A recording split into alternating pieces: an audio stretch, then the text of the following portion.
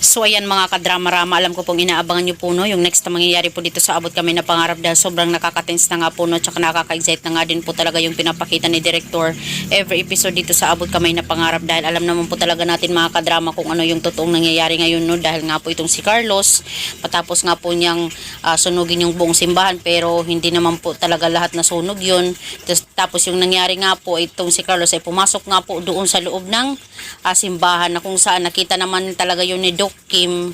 Yun lang kasi hindi talaga na hitsuraan talaga ni Doc Kim na si Carlos pala yun. Diba kasi yung damit niya is orange. Parang sila yung mga magliligtas.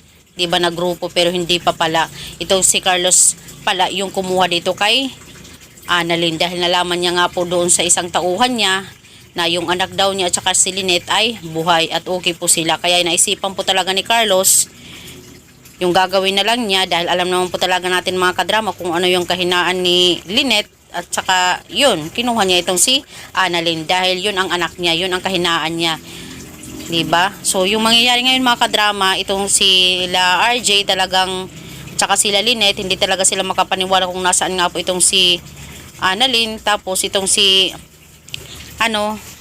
RJ ay talagang tinawagan ni Carlos.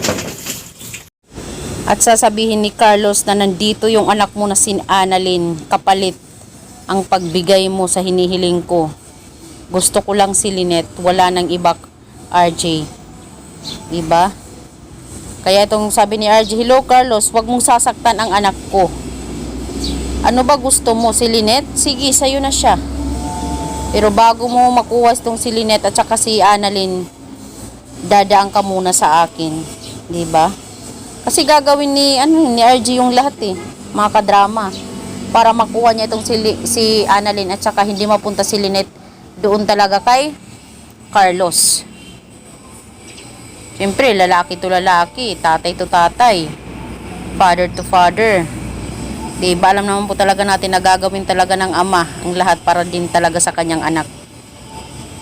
Kaya dahil dito po malalaman talaga ni RJ na totoo pala talaga yung sinabi lahat nila Doc Kim, nila Annalyn, na hindi ka pa pala baliw, no?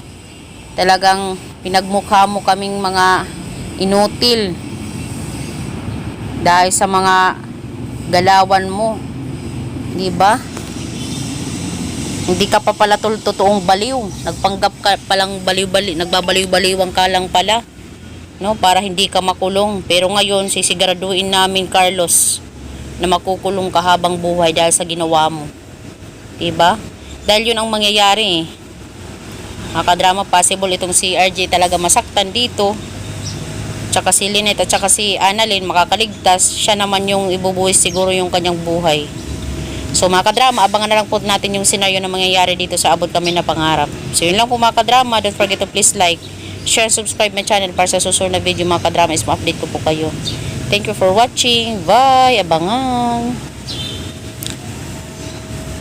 Bye mga kadrama.